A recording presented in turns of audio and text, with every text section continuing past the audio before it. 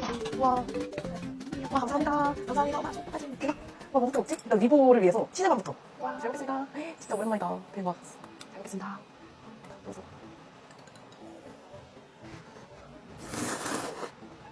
와, 엄청 뜨겁지?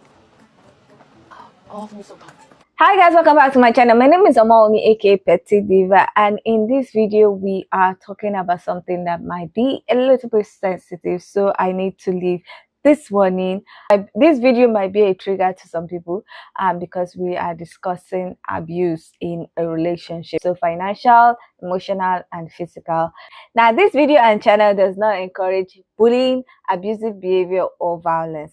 Now this video is about a situation that is happening in South Korea, and it involves a very big mukbang YouTuber based in South Korea. Recently, a mukbang YouTuber who has 11 million subscribers named Suyang had a live stream with her lawyers, and in that live stream she actually detailed the abuse that she received from her ex-boyfriend, and it was horrific and graphic. Now, I might not be able to put the full video of one of the incidents, but I'm just going to put maybe like a 5-second clip, and it's in Korean language, so you might not be able to understand what it said, but I'll try to explain what was said after we've watched these videos detailing all that happened. Hey guys, if you're wondering what happened with Zuyang, I'll give you a quick little summary with no parts, so be sure to watch till the end and don't forget to follow me. Also, I have my notes right here in case I forgot. So before Zuyang was famous, she was dating this guy and he's gotten pretty abusive in the relationship. And because of that, she wanted to break up with him. And he did not let that happen by threatening her to leak her videos. I'm sure you guys know what that means. And because of that, she was very scared, rightfully so. She couldn't leave him. He's gotten even more violent and exploit her by making her work and taking her money. She didn't like the job and she asked him if she could quit, but he didn't let her. She kind of convinced him to make money in another way, and so she began live streaming. And because he's so controlling, he created a management to have her work under his supervision and to manage all of her money, basically. He would split the revenue by 70 to 30. 70s for him and 30s for her. And keep in mind that it was all happening during her success. And since he was very abusive, she would get all these scars and bruises all over her body. That's why she would wear sweaters all the time. And then very quickly the staff would notice all of this was unfolding. And so they slowly began putting all the evidence together and helped her to report it. All the reports and the concrete evidence that exist, that man decided to D-word by K-word himself. And that happened last year. And we didn't know. And because he's gone, the prosecutors couldn't charge him. Zuyang suffered a major loss of about 4 billion Korean won, or almost $3 million. It's really sad because I watch her videos every day and yeah, hope she's okay. Oh my god, this is the most devastating and the saddest news I've heard in 2024. This mukbang YouTuber of 10 million subscribers, like one of the OG, the most famous mukbang YouTubers in Korea, but like literally the whole world. And guess what? She has been going through dating violence for 4 years, and like that is the reason why she started this mukbang YouTube channel in the first place. I'm gonna summarize this very clearly. First, she said let's break up to the boyfriend at the time, and then the boyfriend intimidated her that he's going to reveal all the hidden cameras that he had, along with like violence, and then he took her to those red light districts and forced her to work there. And obviously he took all the money that she earned from that place, and then later on he also intimidated using her family and then asked her to make more money, which is the reason why she started this mukbang YouTube channel. So this profit from mukbang YouTube channel is all taken away by the boyfriend, and even if she didn't want to come back, he literally forced her to continue the channel. He even visited her company, hit her in front of all the staffs and the company employees. And that's like 4 billion Korean won. But what's more shocking is the fact that there are other 4 male YouTubers who used this secret situation of her to intimidate her and take 55 million Korean won from her, saying that I'm going to reveal everything, for example, like the dating violence and the fact that she worked in like inappropriate bars in the public. And she had to endure that for 4 years, and no one knew that because she's so popular. She has 10 million subscribers, except it's evident. There were so many times where she had like random bruises all over her place. It's only been a couple of days where 13-year-old girls were kidnapped in Hangang, a very famous tourist attraction in Korea, and then they were taken to red light district. They barely managed to escape from there. Like,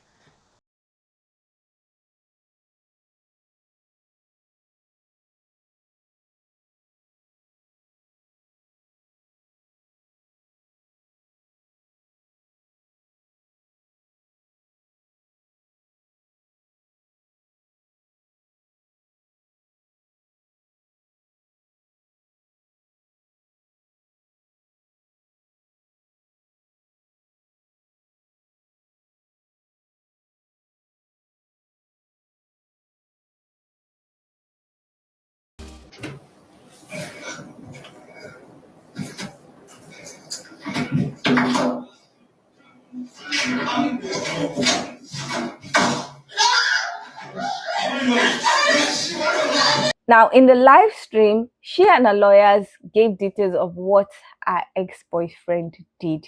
Now, there were so many things that he did. He told her to be a bad girl, and she did not like that.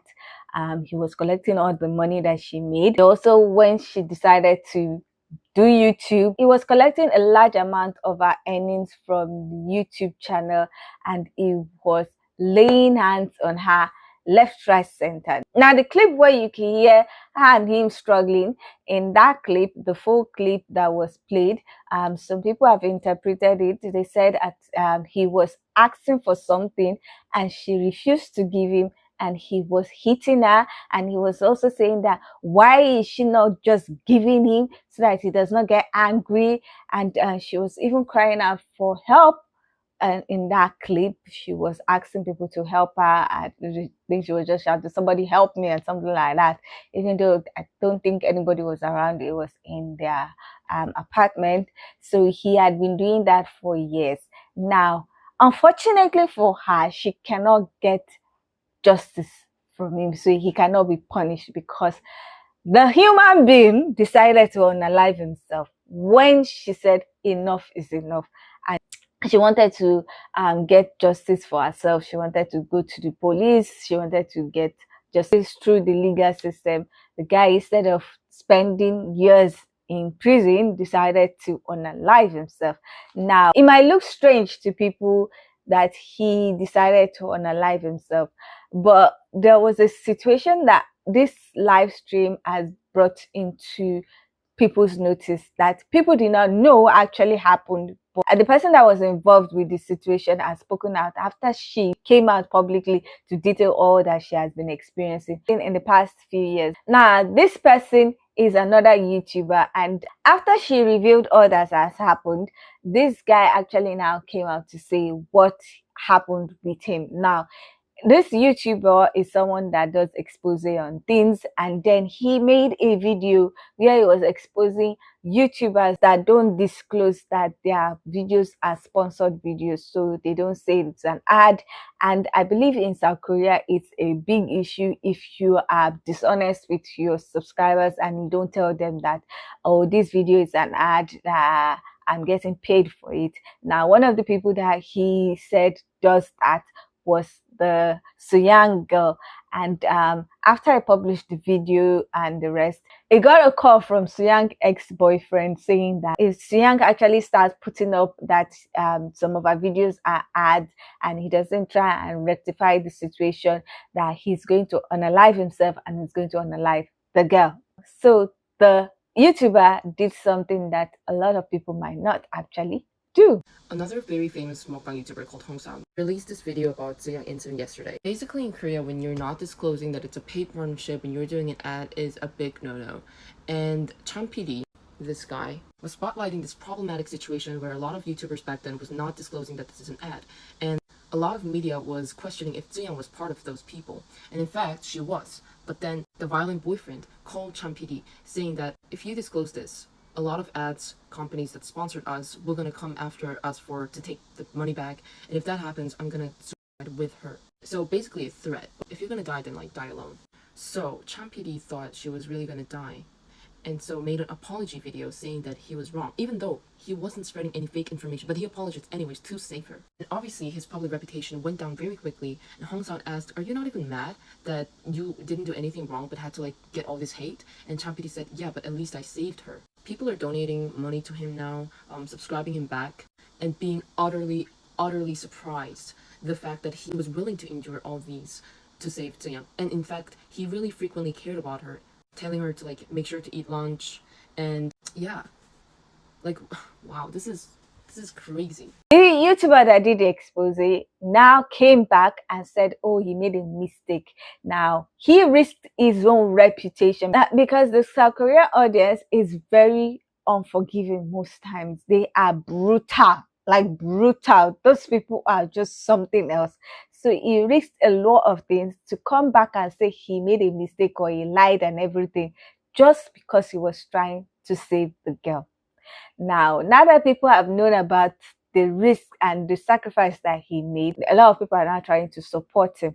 And I know that a lot of people might not have done that. So I'm giving him kudos for doing that just because he wants to try to save the girl's life. I don't know if that situation was even what spurred her into like trying to seek justice and what made her strong enough to say that she wants to seek justice. Because it's not easy for those people that are victims of DA to actually want to come out to say that they want to get justice, they want to leave the relationship, they want to be far away from their abuser. 7. The average number of times a woman goes back to the man that abused her, and the average number of times the world fails her with phrases like, I don't believe you, or at least he didn't hit you. 7. The average number of times a woman returns to hell because instead of trying to understand her, we condemn her for escaping. Because instead of asking questions, we ask her to stay silent in the name of keeping the peace. 7 times she has to learn that people don't take sides, that speaking out against his lies won't open people's eyes, and the number of times she learns to dismiss her experience because the rest of the world isn't brave enough to see it. Now, this whole situation actually made some people remember that some of the videos that she used to upload, she had visible plaster on her body.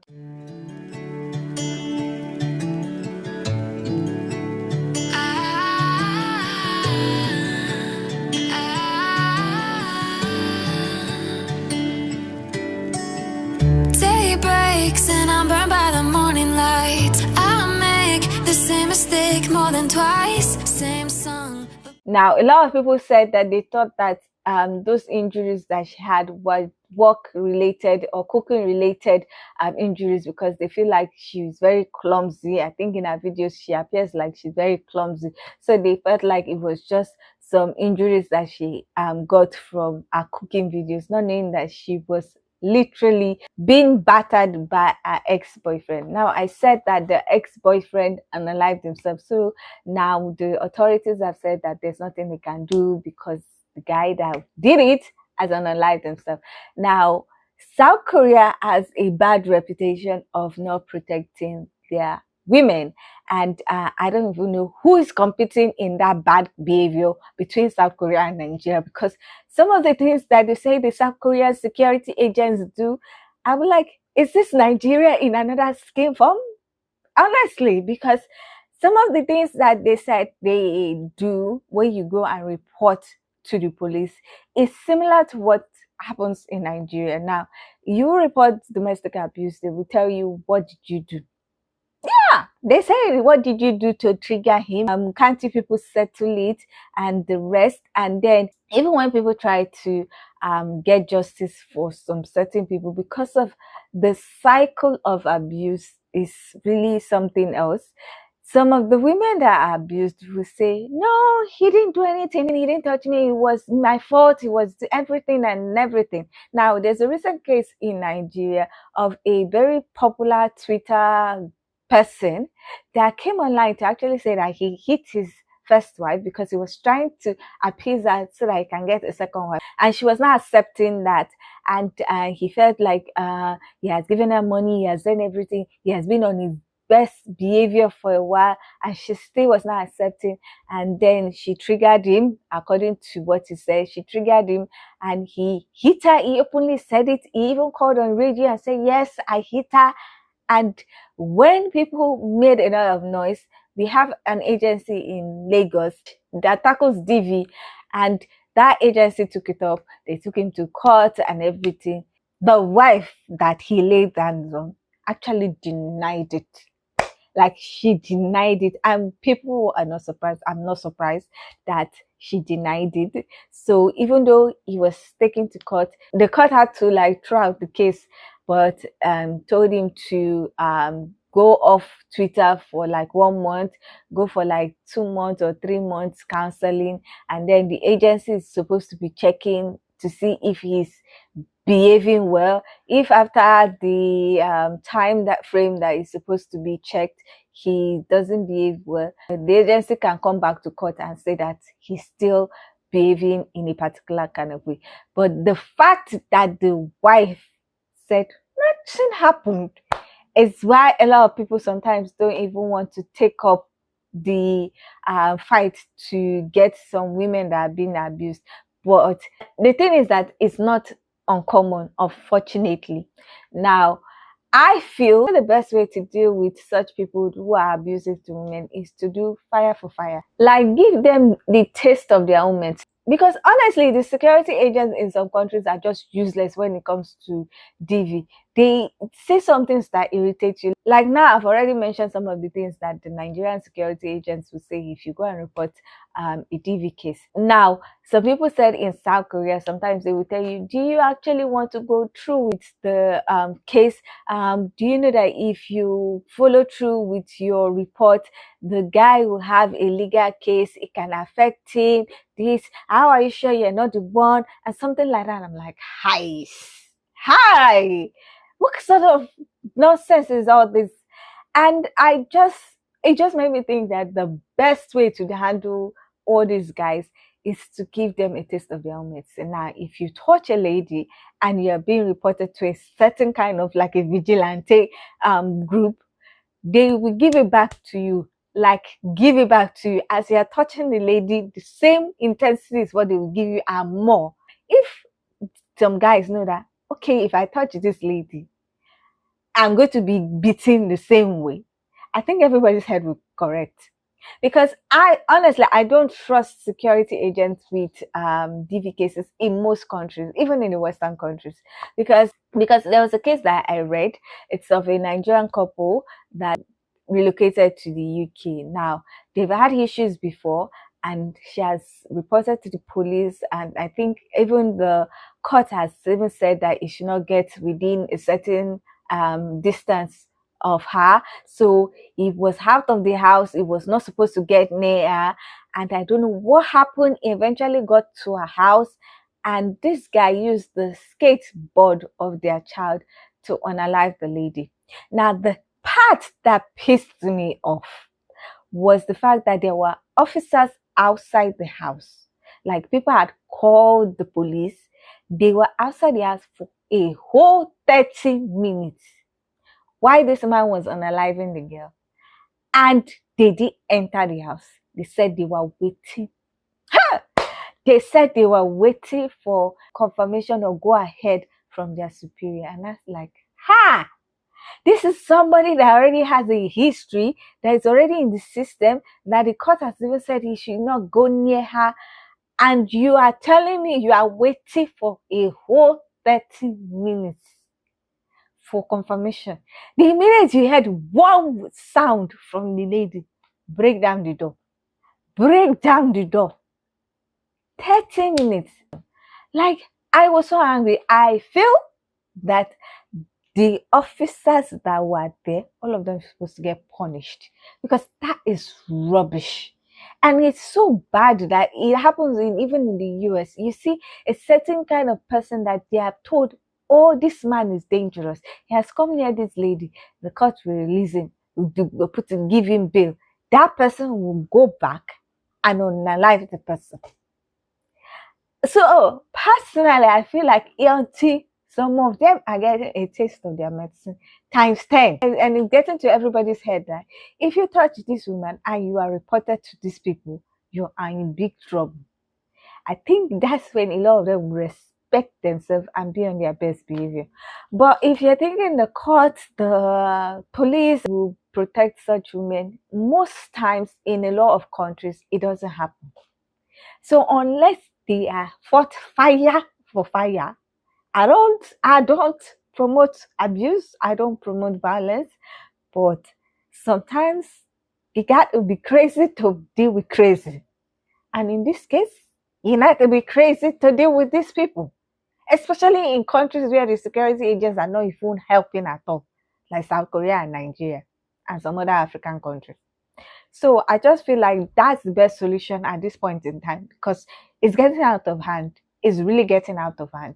Anyway, that is my own thoughts about this whole situation. I don't know what you guys think about it. I would love to hear your thoughts about this whole situation. So please leave your comment in the comment section so that we can get this discussion popping. Now, if you like this video, please give it a thumbs up. If you are not yet subscribed and you like videos such as this, please consider subscribing by clicking on the red button that says subscribe. And don't forget to click on the bell notification icon by the side so that you're notified anytime I upload videos.